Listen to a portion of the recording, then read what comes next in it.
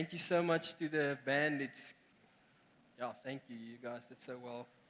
And such a great time of spending time with Jesus. Right. Yes, I've been here 2 weeks ago, and it's great to see all of you. For those of you that don't maybe know me, my name is Rudo. I have the privilege to be part of the staff as a pastor with Dani. I'm leading the church and the eldership, and so so great to be with you tonight and to also share with you the message tonight. But just before I get to that, about a year or a year and a half, maybe 2 years ago, I started it was in lockdown. I started a connect group with 3 guys, John Louis, Richard, and Joe. And all I want to say is all 3 of them got engaged and they got married. Okay, so I don't know, if you want to get married, there is a connect group that okay, yes, you're welcome to. No, congratulations, John Louis and Ilani. We pray that your time together will be great. So congratulations, just from my side. If you have your Bibles with you, please take out your Bibles. You can open up in 1 Kings. We started a new sermon series last week. Donnie started a new laying the foundation of the sermon series from 1 Kings, chapters 16, 17, 18, and 19. It's the story of Elijah, the prophet Elijah. And so this sermon series we call God's faithfulness. God's faithfulness. And so I pray that this word will really minister into your hearts. And so Donnie did such a great job last week to speak about that God is and He remains faithful to His word, right? And we need to hold on to God's word, but also a reminder of the word that He received. And for us as a congregation, as a church, in the beginning of the year, that we need to wait upon God, continuously during this year. Wait upon God, because our lives can get so busy, but also to remind each other of God's faithfulness. And so that's really what this series is about. This story of Elijah is to remind one another that God remains faithful to His word in the good times, in the bad times, in the victories. God remains faithful. And so it's a reminder for us to remind each other of that. And just a short testimony, even a celebration is,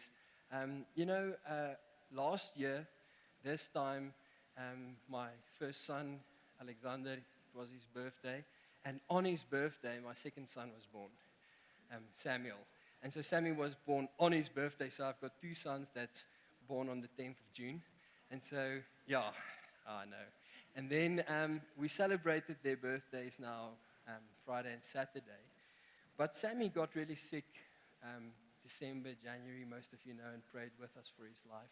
And it's just a reminder of God's faithfulness. The fact that we could celebrate his 1-year birthday is God's faithfulness. The fact that he's alive is because of God's faithfulness. That's the only reason. And I'll maybe share 1 or 2 stories from that. So, 1 Kings 17. Okay, so you have to realize where we are now in this chapter when we speak about 1 Kings 16, 17, 18, 19. The kingdoms are now divided. There's not 1 king anymore over Israel. There's 2 kingdoms, 1 in the north, 1 in the south. Israel in the north, Judah in the south. And the king at the time of the kingdom in the north, Israel, was Ahab. And so Ahab reigned for 22 years. He was a wicked king. He did evil in the sight of the Lord, more than those that even were before him. Okay? So this was really a bad king, and he was the king who married Jezebel. Jezebel, the daughter of the Sidonian king. And so they were really Baal worshippers. And so she got Ahab, which was the king over Israel, to also worship Baal. And so he really did a lot of crazy stuff. And the prophet at the time was Elijah. Okay, so Elijah was the prophet, and he had to confront Ahab. And so what I want you to do tonight is we're going to go through two chapters. Chapter 1 Kings chapter 17, 1 Kings chapter 19. That's what we're going to do.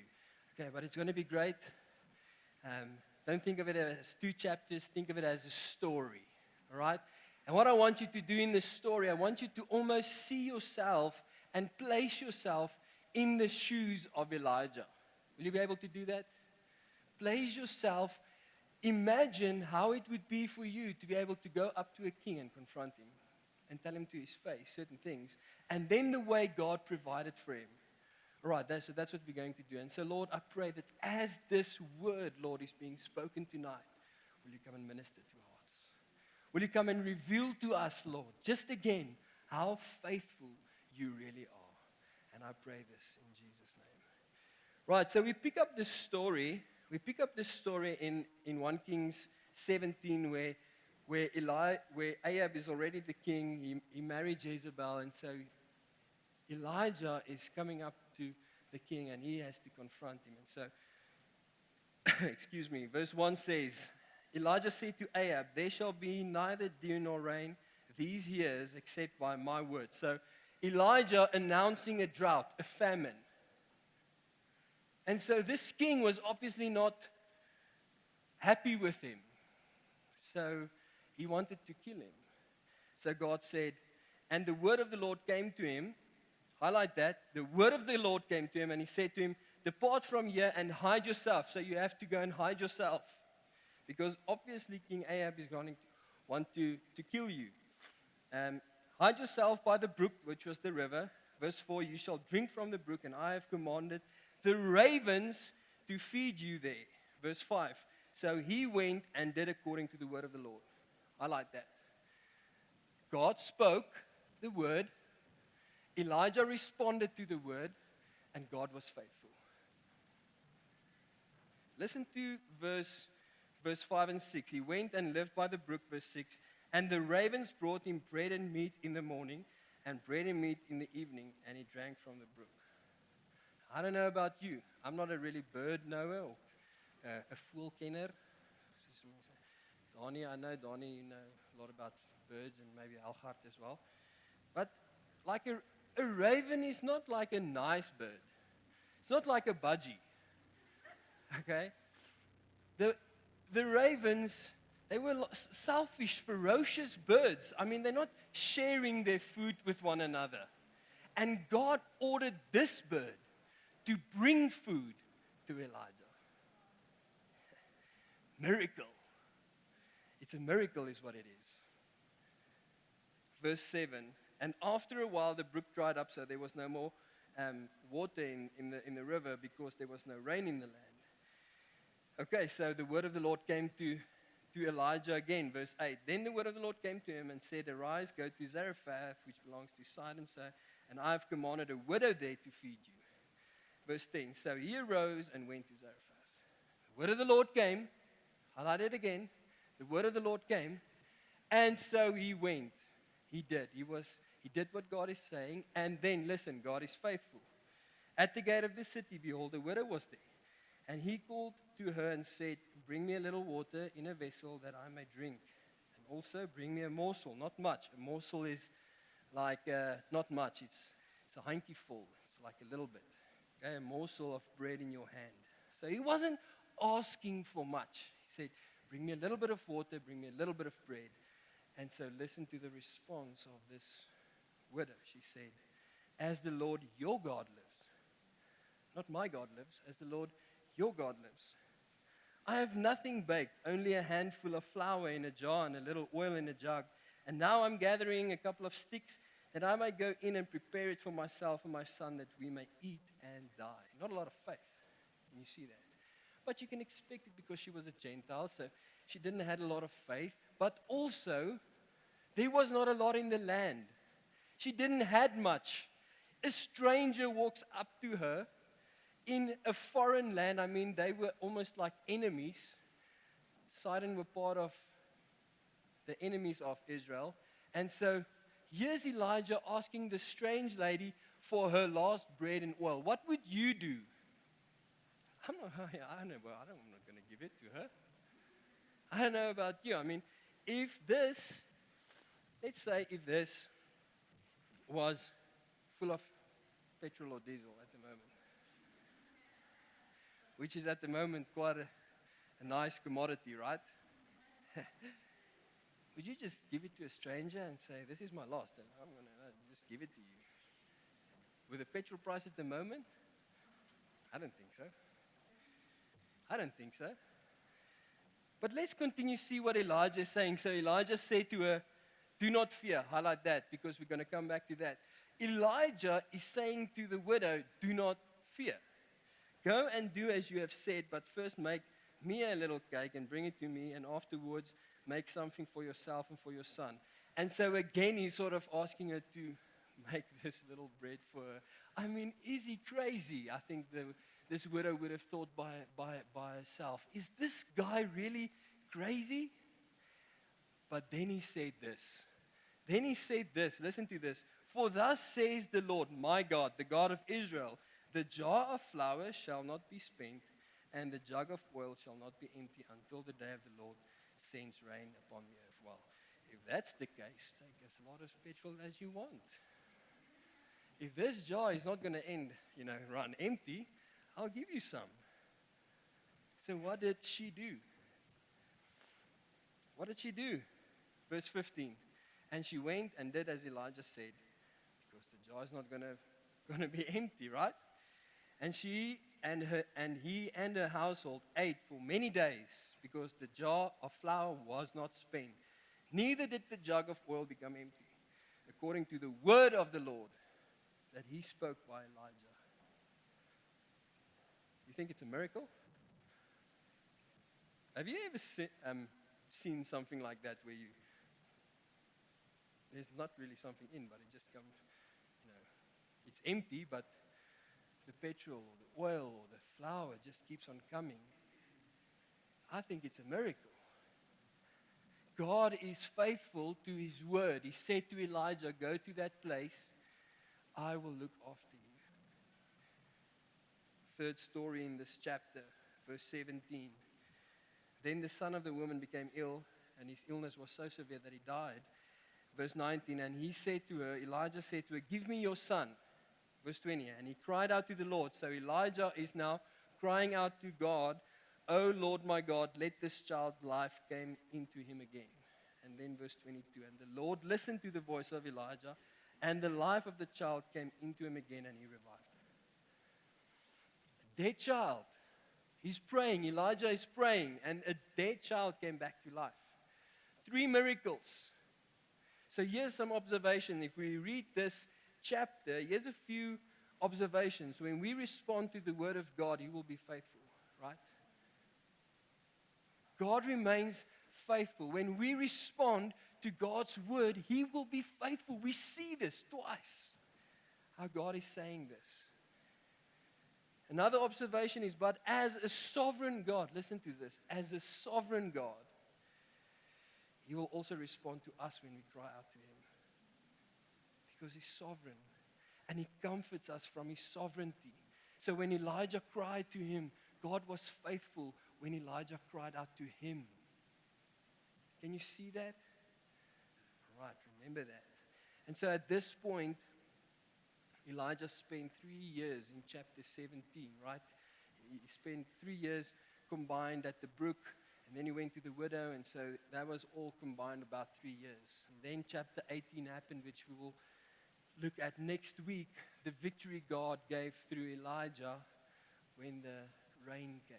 And so next week, Algard is going to preach on that. But in this chapter, did Elijah experience God's faithfulness? Yes. Ravens brought him food. Well didn't dry up from an empty vessel. The dead boy came back to life. And in chapter 18, the rain eventually came. When he prayed, the rain eventually came. And the drought was finished. And then, chapter 19. Okay, so you can move to chapter 19.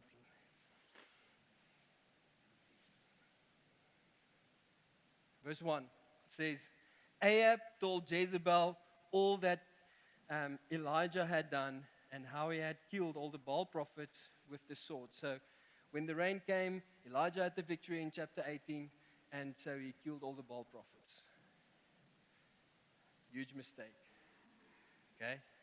Because Ahab, which is supposed to be his king, Elijah's king, went and told that to his wife, which was part of the Sidonians, worshipping the Baal prophets. And so he was like I don't know what's it in English, a clicky back. Snitch. Okay, that. Ahab told Jezebel all that Elijah had done and how he had killed the Baal prophets with a sword. And then, verse 2, then Jezebel sent a messenger to Elijah, saying, by this time tomorrow, you'll be as dead. So she's saying, I'm going to kill you. I'm going to kill you now. Verse 3, then he got afraid. He told the widow in the previous chapter, do not be afraid, do not fear. He went all the stuff in chapter 18, and here he becomes afraid. He becomes afraid. And listen to this. He arose and ran for his life to Beersheba, and then he left his servant there, all right?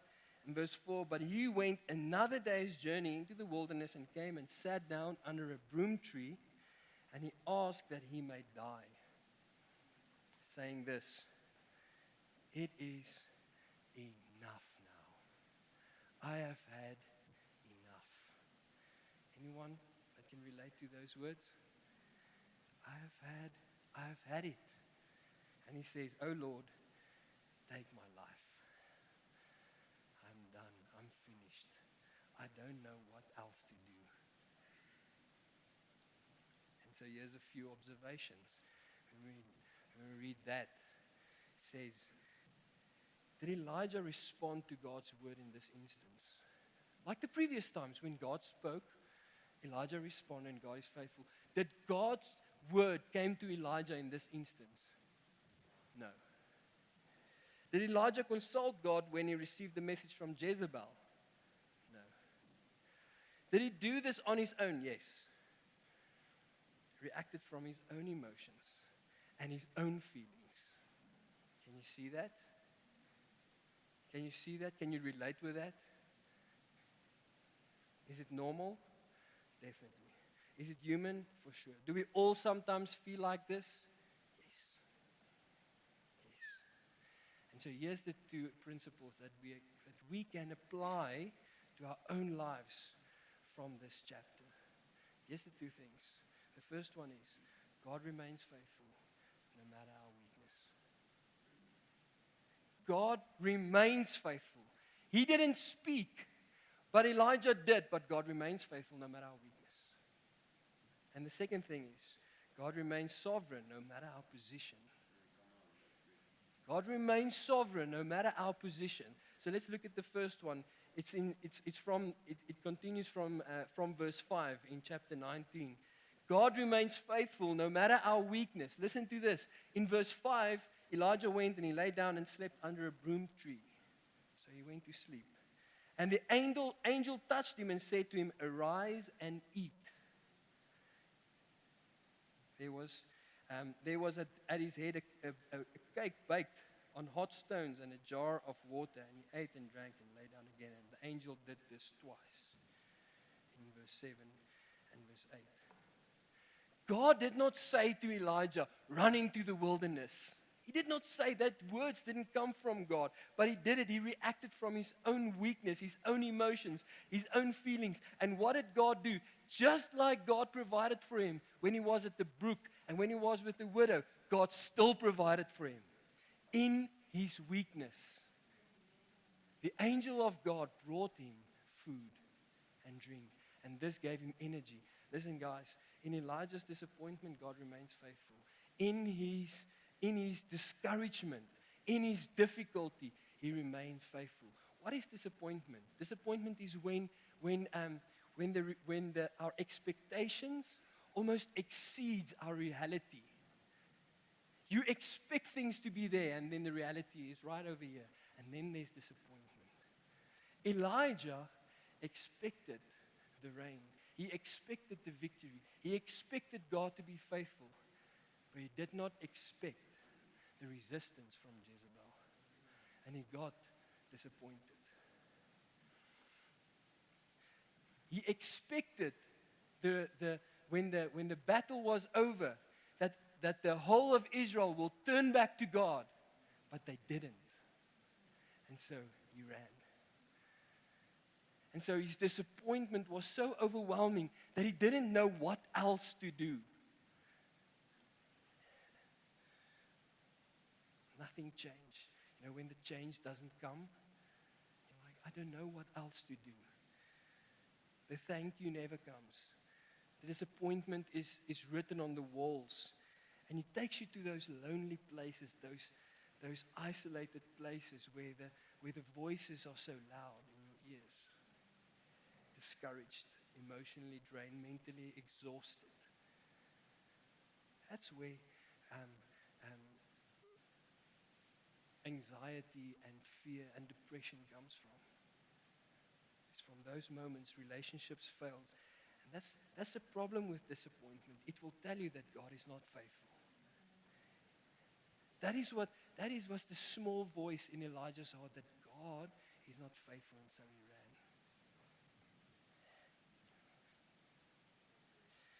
ran. In Elijah's responsibility, the weight he carried, the weight that was upon himself, God remained faithful. The weight got too much for him. The responsibility, it got too much for him. The burden got too heavy. Verse 7, the angel even said it. Arise and eat, for the journey is too great for you.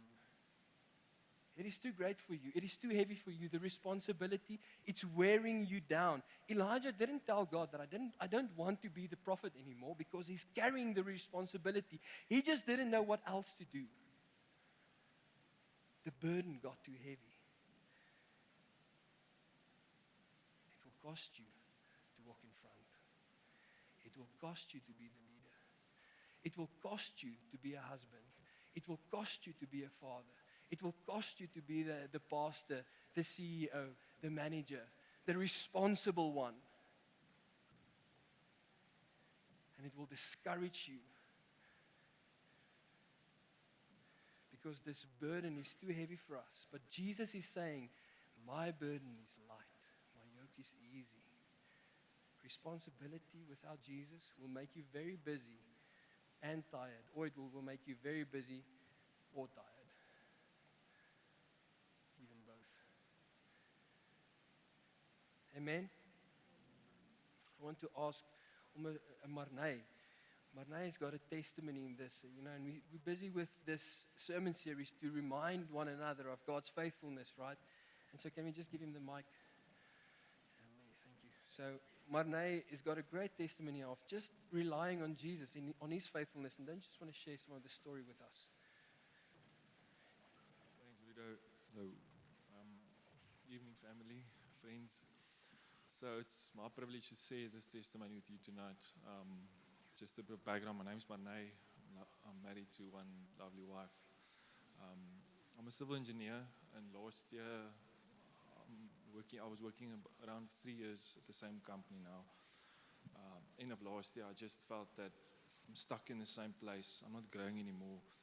I'm traveling a lot to site. I really want to spend more time with my wife, spend more time at home, really spend more time in Pretoria, to be able also to really be part of this family, get to connect groups, really take up more responsibility. But my current position at that firm didn't allow for that. So beginning of this year, I remember the first Sunday service we walked out here. I told my wife, I really have such a high expectation for what God was going to do in this year.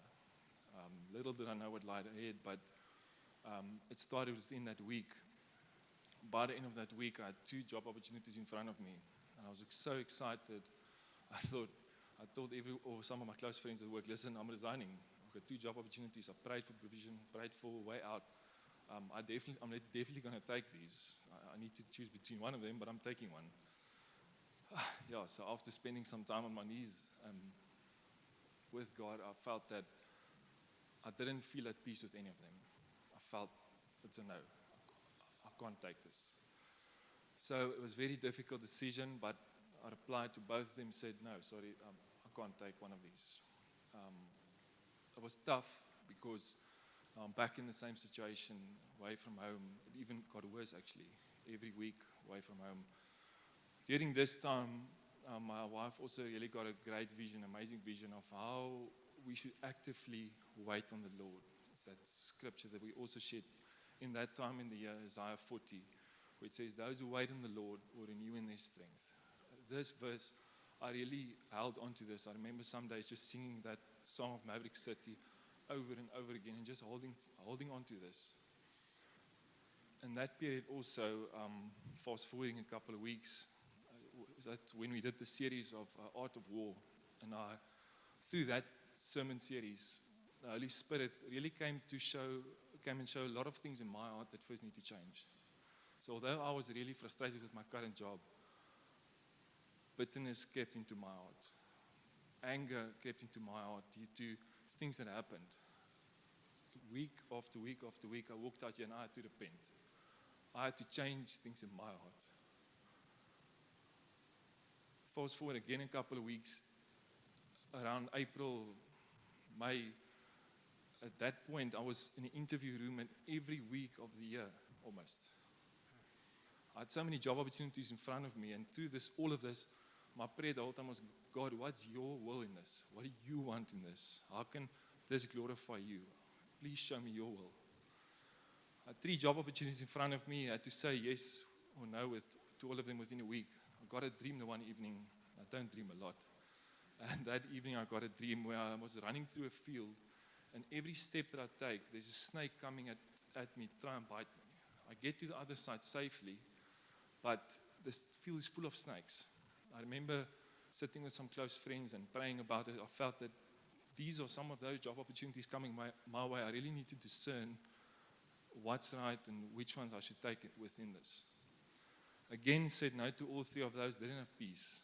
At the end of the day, I said no to about 8 job opportunities. Then the job came that I was really hoping for and praying for so long, and I've dreamt about actually since I started varsity as a pavement engineer. I know it sounds boring, building roads, but I've wanted to do it since I started studying. While this job opportunity was in front of me, I got another dream where I was walking through a field. There were plenty of snakes. They were not bothered by me. They were not concerned with my presence. They were minding their own business. This was really confirmation. Through the peace, we also felt that this was the job for me. I said yes to that, and it's amazing how abruptly all the job opportunities that came every other week. I remember walking out of office, phoning my wife, listen, there's another one, there's another one. It stopped abruptly after that one. In my situation, my heart had to change before my situation changed. At some point, I realized I wanted to run away from something and not towards something.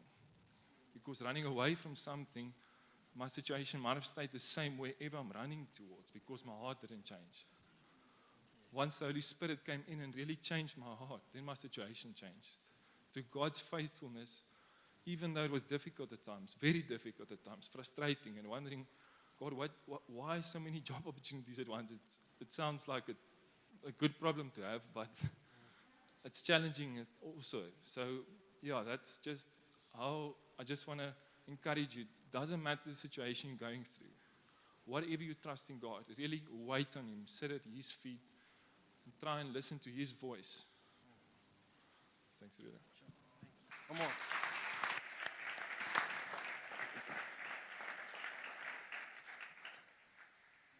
God knows exactly what is your difficulty, what is your discouragement, your disappointments, and He remains faithful in that. Amen.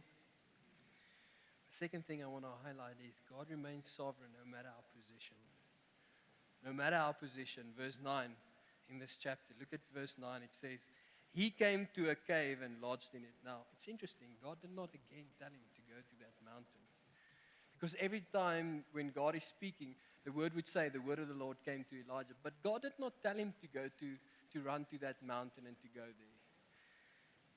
And so that's exactly what the devil sometimes wants. He wants to isolate us, to take us to those lonely places, because there the offenses comes. And the self-pity comes, the depression, the fear, the voices in your ears. And listen to what Jesus is saying, what God is saying. He's saying the word of the Lord. Then the word of the Lord came to Elijah. And he said to him, what are you doing here, Elijah? I want you to hear this tonight to you. What are you doing here? What are you doing here? What are you doing in that place, that difficult place, that lonely place, that desperate place? What are you doing there by yourself? Why did you run there? And Elijah responds with a lot of self-justification, almost self-pity. Verse 10, he says, the people of Israel has abandoned your covenant and destroyed your places. It sounds so great, of worship, and murdered your prophets. I'm the only one left, and now they're trying to kill me, poor Elijah. And God is almost like ignoring Elijah's self-pity and his reason for being on this mountain. And instead, God responds from his sovereignty, and he comforts him with the bigness and the amazingness of God. Listen to verse 11. He said, go out and stand on the mount before the Lord. Because to God, I am God. I want to speak. And he says, a hurricane wind ripped through the mountains and shattered the rocks before God. But God wasn't to be found in the wind. After the wind, an earthquake, but God wasn't in the earthquake. And after the earthquake, fire, but God wasn't in the fire. And after the fire, a gentle whisper, a quiet whisper. God spoke to Elijah. We miss God, friends, because of our position. And only then Elijah realized God's voice. And so he changed his position. He changed his hearing. In verse 13, when Elijah heard the quiet voice, he wrapped his face with a great cloak and went to the mouth of the cave, and he stood there. He changed his position. He changed his position. It's not a change of feelings. He didn't go and change his emotions and his feelings. He changed his position. Can you change your view? Can you change your hearing? Can you change whatever you need to change to almost hear God's voice better so that you can change your position and hear him and respond to him and realize that God remains faithful. He remains sovereign. Amen? And so in this, he heard how God is saying to him, go back, Elijah. Verse 15, God is saying, go back the way you came. Go back to the places of your responsibility, because I have already chosen your successor. In the place where you need to run back, your success will lie. Elisha is already lined up to take your place and to go even further that you have gone. Go back, Elijah. Go back to the place of your discouragement and your disappointment and your difficulty, because at that place, I had to let you run all the way to there, because you had to collapse. Because you had to realize that you cannot do this by yourself, Elijah. You cannot do this by yourself. It is a reminder of God's faithfulness from chapter 17 all the way to chapter 19. Go back, Elijah. I remain faithful. I'm with you. I am God. You will be successful. Can you hear this being spoken over your life tonight?